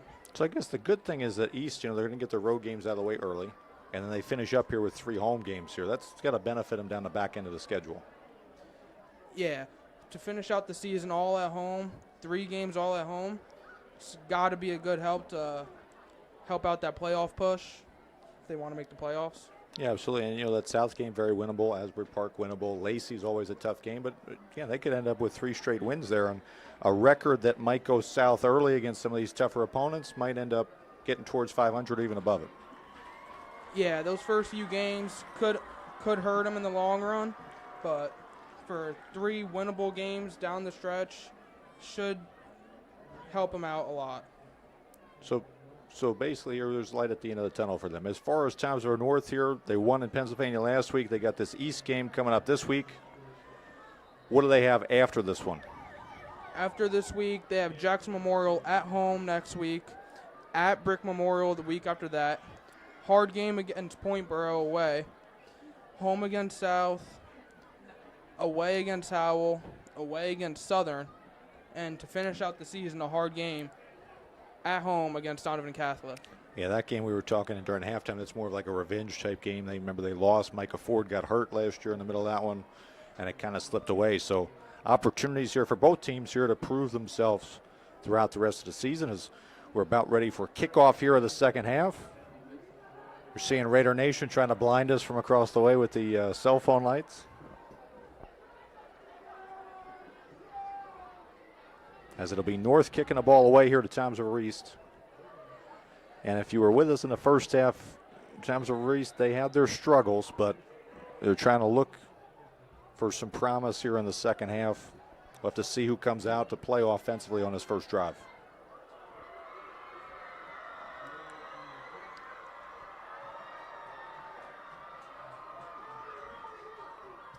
As second half is underway, low line drive kick.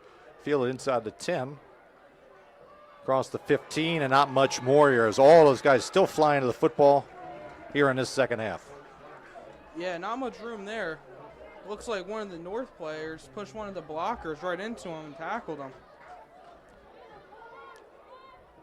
So East here, we saw they maybe had 1 or 2 really solid offensive plays in that first half, but not a lot more as North just continued to pour it on defensively.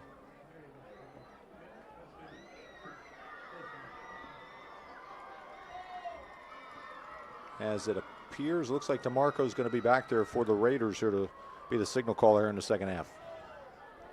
Pretty interesting. Down 35-0, keeping their starting quarterback in this early in the season. Very surprised. Yeah, I'm looking at the North side of things. Look like a lot of new numbers in that secondary as they will try to rest some of their starters, knowing that long haul is coming down the stretch. 1st and 10. Drops it off, and we got a little bit of a run here. Look, breaking a tackle and getting it through. What's funny is they actually did swap here. They went to Flanagan, number 12, who dropped it off there to Huff here, the senior. So a little bit of a change, but, let's see what this guy can do here. He's junior. Looked like a pretty good throw there. Smart, quick decision. Yeah, that was a good play call. Little dump off right down to the flat. Good run after catch.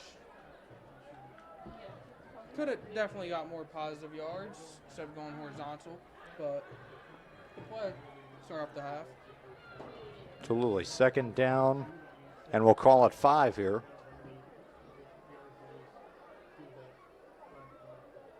There's Flanagan, gets the handoff on the jet sweep, cutting inside, and no place to go there as North gang tackles him right near the line of scrimmage. Yeah, not a lot to work with there as he's wrapped up at the line of scrimmage. Austin Sonic, number 85, the sophomore, on the jet sweep. So now the Raiders here in that third down and long here situation, 3rd and 7, which is what Tom's North tends to do to opponents, put them behind the chains.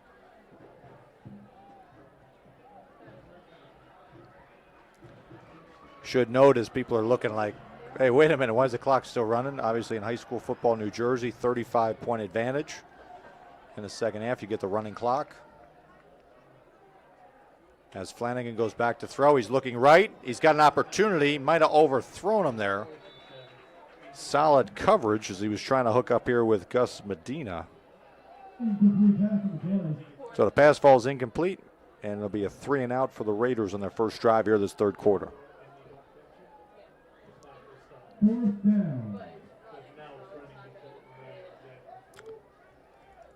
So the Raiders are going to send out their special teams punt unit. And we saw some adventures there in that first half, Andrew, where a couple near misses for Toms River North to try to create a big play. Yeah, this line has to hold while he's punching the ball. Can't let him block a punt. They do a good job there. They get it off. And a punt is pretty good. Bounces off the one Raider defender, and it's picked up on a hop here by one of the upbacks. I was certainly not expecting that ball to come down right on top of his head. All right, that was number 27, Wesley Tanner, picking that up. Of course, we were playing soccer. That would have been a way to use your head. A little different, yeah. You know, football Americano going on over here. Yeah, he might have got confused a little bit there.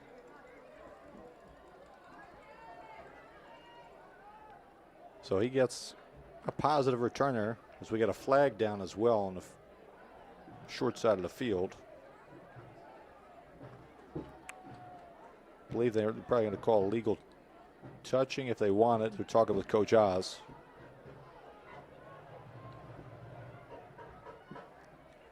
Meanwhile, all those youngsters are getting in. They just want to play some football. Yeah, they're ready to go. They're hyped up, ready to finally see some field time.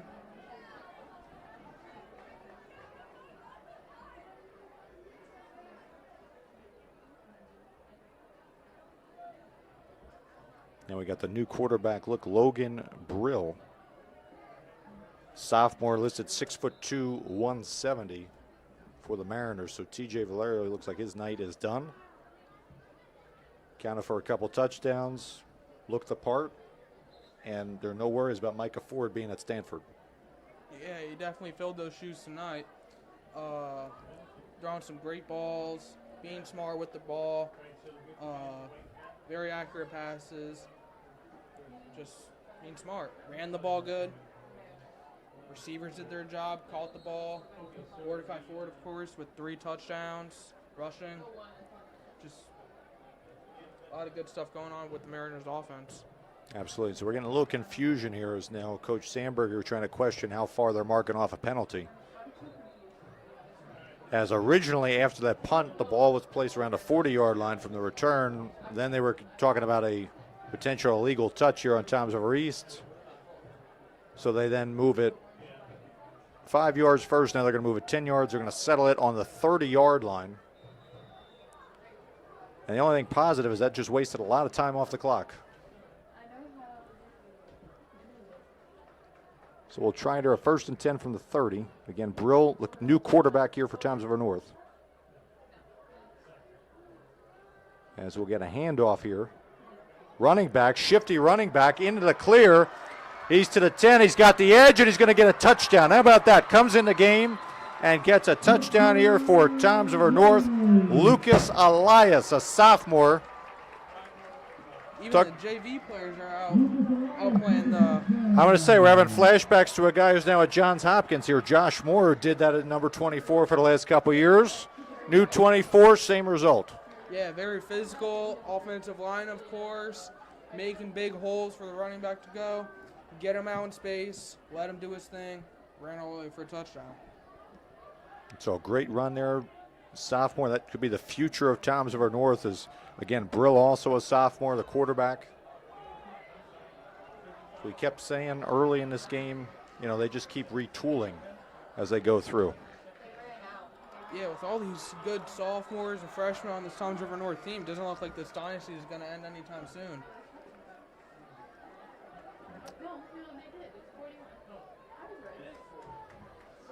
So now we got another extra point here from Papa Nicholas. Oh, excuse me, not Papa Nicholas. We got somebody different here. Let's see. Nate Richardson, it looks like. Good catch there. Good catch, Andrew. We got more Mariners running on the field. It's where you have those special teams hiccups here because you're not used to being on the field with those guys. Almost blocked the PAT. As he kicks it through here, so a 42-0 advantage now. Toms River North as they equal the score of last year's matchup over on the east side of town. Only difference is still the third quarter with 3 minutes left. Yeah, the crazy part is I'm looking back at these last 10 matchups here. The fewest points that North has put up in the last 10 is 33. The fewest points is 33. And a lot of these games, you know, we talk about running clock, you know, how common is it? Pretty common in this rivalry as of late here. Last year they had it, the year prior. You know, so it's been tough here for East to even get close right now to Toms River North because of that difference in ability level.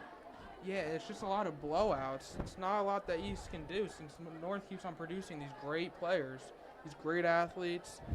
It's just looks like all the talent's going to the north side of Toms River. I would say, I'm trying to think back that one game, I think it was the 2016 game that was here, where Toms River North won. It was 55-21. At the end of the first quarter, East came out, they played the first quarter of their lives, and they were up 7-0. And everybody's looking around like, what's going on here? This is not right. Mike Husney was on that team, quarterback, who won a state title here for Toms River North, the first one for Coach Oz. And it was like, what's the situation? And all of a sudden, North settled down, they got it in the game, and it was over after that. This one, East never really settled into this one. Yeah, no, it was just dominance from the first time they snapped the ball. Ooh, looks like a lot of contact there. And yeah. Again, the rule is if you catch the ball in the end zone, you can't return it. So he bobbled it back in the end zone, and it'll be a touchback. Kind of curious to see what they decided to do with Flanagan. He had that one completion that was good, and then they kind of went backwards a bit. How aggressive is Toms River East here in this second half with him? I think you have to be aggressive. You're already down 42-0. The game's practically over, so you want to see what your young guys can do. You know, see what your future looks like as a team. Just look at your future. See what guys you're gonna like use in the future. What guys are gonna play JV, and yeah, just. As Flanagan going deep here, and he's got a catch. Look at that connection. So the second big pass play here for Toms River East tonight. As look at the excitement there on the Raiders. Looks like that one was Sal Timpani for Toms River East on the catch. Great kid. Great kid as a sophomore. Full disclosure, he's one of my neighbors here, so, and was one of my students at Intermediate East. I know you know about that. Great year. Great job here by Timpani to haul that in. But like you're saying, that's the type of things here. You know, you saw the excitement even in a game the score doesn't show it. A lot of excitement there still from the east side. Coming up here on what should be the final play of this third quarter as East has it on the North 38-yard line. That time, no place to go as North gains back some territory. There'll be a loss of about 3 or 4. Yeah, not a lot going there. North D lineman just got in the backfield early and just swallowed him up.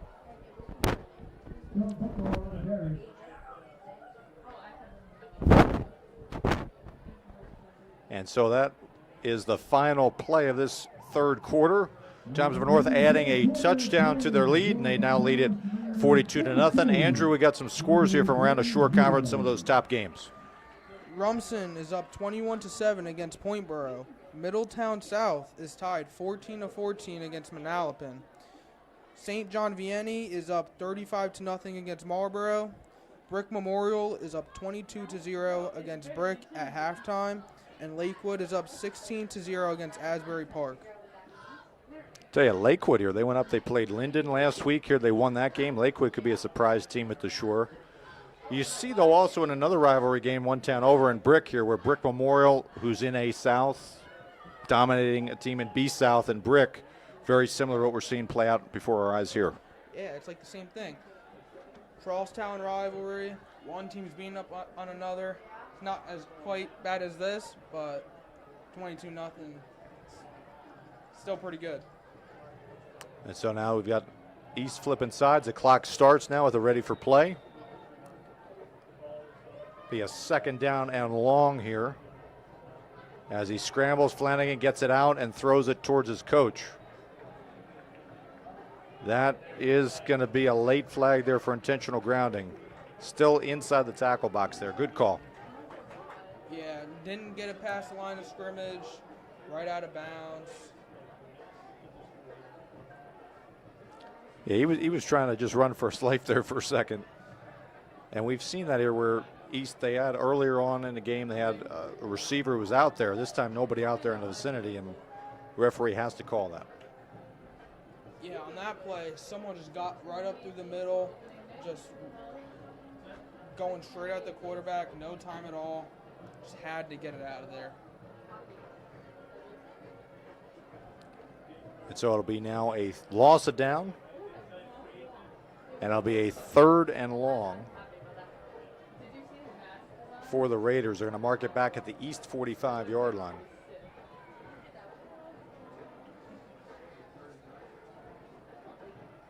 It's 3rd and 14.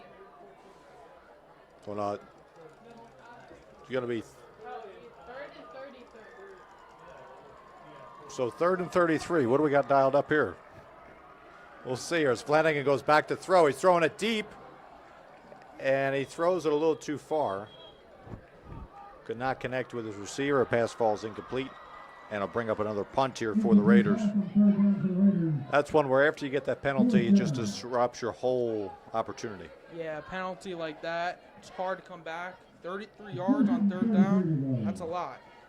Kind of all you can do there. You just got to throw it up, trust one of your guys, hope he catches it, but not a great throw. And now they're punting.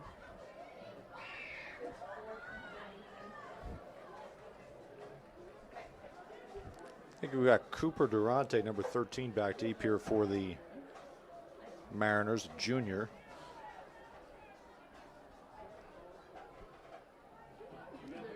High snap, corralled nicely, kicked through. It's going to take a sideways hop, a little bit of a north advantage, and down at the 31-yard line. So we got about 9:30 remaining in this game. Again, result well in hand, but North here looking ahead here to that Brick Memorial game 2 weeks from now. We're going to be here next week for Jackson Memorial. Jackson Memorial have any shot against North? Honestly, any team in the Shore, I don't really think so. North has really shown what they can do here today, up 42-0 against crosstown rivals East. But not a lot of teams can challenge this North team. It's really like maybe RBC, maybe Donovan. I don't think Brick Memorial has what it takes to overpower North. It's going to be tough there as Elias continues to have a strong night going up here in scrub duty. So he moves the chains up there at the 45-yard line.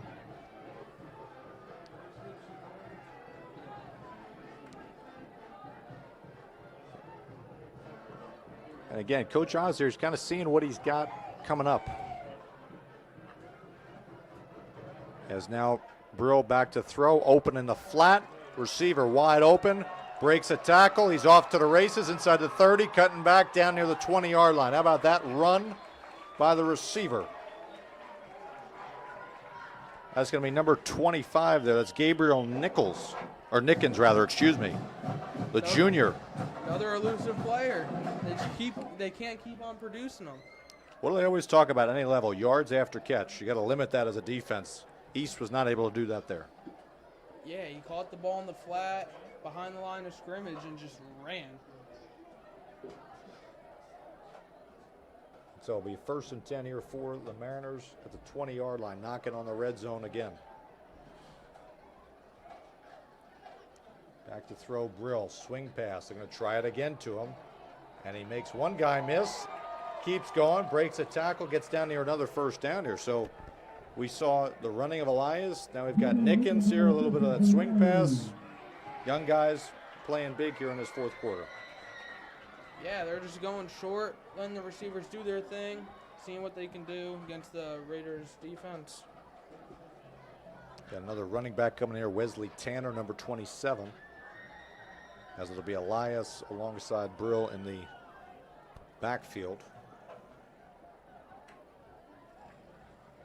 Elias going to take it on the counter play. This is the one that Ford scored on earlier. He cuts back to the inside and is going to get in, but there is a flag.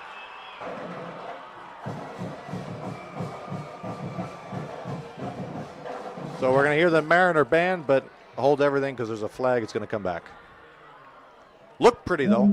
Yeah, it looked pretty until that flag was thrown. Then we all knew it was coming back. Kind of that little Barry Sanders, you know, kind of put the foot in the ground, cut back, turn direction. It's another one. I always would talk about, you know, did Barry Sanders, did he retire too young? Yeah. Always that debate. Watch that documentary series on Amazon. It's pretty interesting. He definitely retired too young. Very interesting guy. Didn't celebrate. Was just quiet and just did what he did. Yeah, he figured, hey, I'm going to be back here again pretty soon. So now everybody celebrates in a whole different ball game. Yeah, now you can't see a touchdown without someone celebrating. So we got a 1st and long here. Handoff. Elias.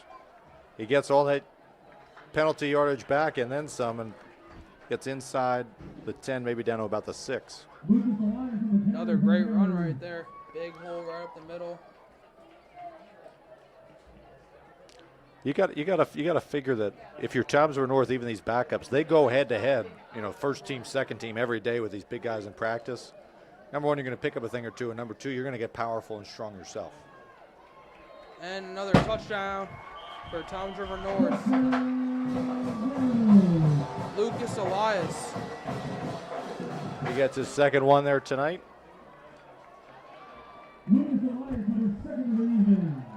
So coming up maybe on 49 points. Got to feel pretty good as a sophomore, scoring 2 touchdowns on varsity. Yeah, not bad at all here. Extra point pending here. Snap is good, hold is good, kick is up, and it is good. So 49-0 the score with 4:30 remaining. Clock continuing to run, so we'll see a couple more plays from Toms River East. That'll almost do it here.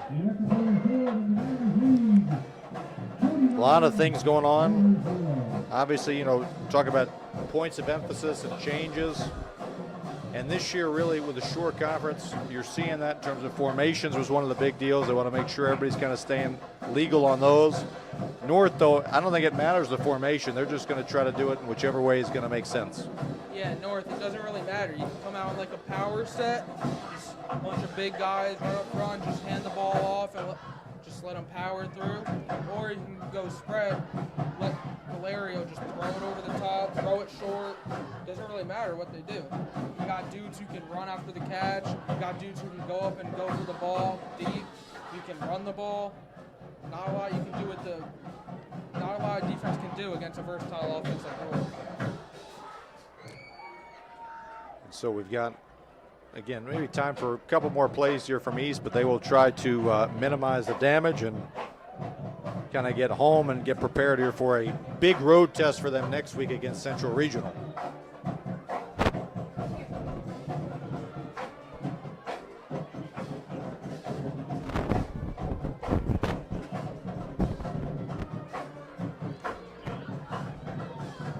So as the band continues to play here for Chelmsford North, we've got what should be the final kickoff of the night. Chelmsford East. Not a bad return, getting up there to the 21-yard line. And again, a couple plays going here, and you know, we should mention here while we've got a moment, obviously we're the ones that are doing all the sound here for you of this game, but we've got a lot of people behind the scenes here. Obviously we've got our wonderful director, producer, Chip Phillips, who's there, and then we've got a couple other students who are within this TV program here at High School East. We've got Aaron Palmer, who's been in back of us here. He's been handling a lot of the downs and the clock here on the score tonight.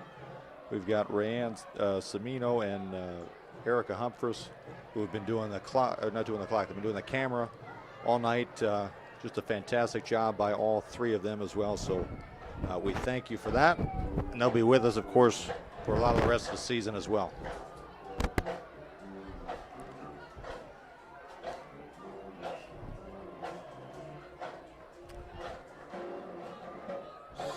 So here comes Flanagan for a couple more plays. He's trying to get back to throw, and he just gets swallowed up there. Boy, if there was one play to kind of typify the night, that would be the one. Yeah, 4 dudes in the backfield like 2 seconds into the play. It just shows how the rest of this game has been going. Yeah, right in there. And, you know, the Mariner Maniacs are having a little fun right now with the cheerleaders and the band, as they're about ready to close out this victory and go to 2-0 on the season. You know, for as bad as this night is going to sting for Chelmsford East, they're only going to drop to 1-1. Still a lot of games out there. You're still 500, second game of the season. You can't let this put your head down. It's one of the best. They're 2-time defending state champions. You can't, you couldn't have really been expecting a lot going into this game, so you can't let this take your time. That pass is going to be an interception, and let's see, it's going to get in. Let's see, did it get in? They're going to give him the touchdown, so a defensive touchdown. So for those of you playing bingo, there's your bingo card there on that one. As that one, again, just a young quarterback making a mistake. Yeah. North has really done everything this game except a safety. We've gotten every single kind of score that you can think of except a safety and a field goal. Yeah, just a great job there defensively, even these young guys. You know, the hard part is somebody will say, well, you got to tell them to kind of ease up a little bit. But these guys, they want to get on the field. They want to play. And it appears as though, and this is an interesting situation. I've never seen this before, where the clock runs out before they get the extra point. So they won't get the extra point off. Not that it would make that much of a difference anyway. But Chelmsford North, all facets of the game, completely dominant over their crosstown rivals, Chelmsford East, as they come out of here the victors 55-0. Yeah, it was just complete domination tonight by the 2-time state champions. There's not much that East could have done or did, but they didn't really even put up a fight. I mean, they couldn't score any points. They couldn't get anything going on offense. They couldn't stop North at all. They just kept on scoring and scoring and scoring, and it just got to be too much. Absolutely. So again, Chelmsford North, they go on 2-0 next week. Another challenge is Jackson Memorial is going to come in here. That then kind of creates that stretch of, okay, now we're starting to play division games in A South, the meat of Chelmsford North's schedule. Yeah, they have to win those division games if they want to compete in this division. Yeah, especially a lot of power points are going to be involved here in those games as well. Yeah, 100%. Yeah, North has to beat up on some good teams here. Donovan Catholic, they're 0-1 right now, so they already got one up on them. Yeah. Brick Memorial, they play in 2 weeks. Jackson Memorial, they play next week. And Point Borough is going to be a really tough matchup, but I think I don't really see a world where they lose this division. Exactly. And then for Toms River East, again, they fall to 1-1, but they have not played a division game yet in B South here. So they will start that up come next week as they travel down the Parkway to play down in Bayville at Central Regional. Yeah, if they win that game, they're right back in the race. They got nothing to worry about, and they'll be fine in the division. There's always that one question, too, like from a coaching perspective. Do you look at this game tape if you're Toms River East, or you just kind of blot it out of your memory and just move on to the next one? I think you have to look at the game tape. You're playing better players, so you're definitely getting better. And you can just see, like, how these great players are beating you on the field. Absolutely. So as we're getting ready to sign off here as a team, we want to thank our whole team here at TR Schools TV again. You know, it's not just Andrew and I here doing the commentating. We've got Erica Humphreys, who's here. We've got Rayance Samino, who's there. We got our graphic coming up. We've got Aaron Palmer, who I almost called her Arnold Palmer because he's a golfer, but, you know, we'll have to see how that goes in the spring. And, of course, our director, Chip Phillips here, this guy who gets everything ready to go here. So great thanks here to Erica and Rayanne and Aaron and our producer. And so any final thoughts here, Andrew, before we sign off and get ready to go for next week? Not early, but North, I'm just excited to see what they can do this season. See if they can bring another state championship home to Toms River. Absolutely. Again, just completely, there's only one word that comes to mind, dominant performance as they win here at Gernard Field here. So for our director, Chip Phillips, and my broadcast partner, Andrew Heckler, and our entire crew here at TR Schools TV, I'm Casey Kenderkowski saying so long here from Gernard Field, the site of this 55-0 win for Toms River North. We'll be back with the TR Schools TV Game of the Week soon, so keep watching, folks, here on YouTube. Good night.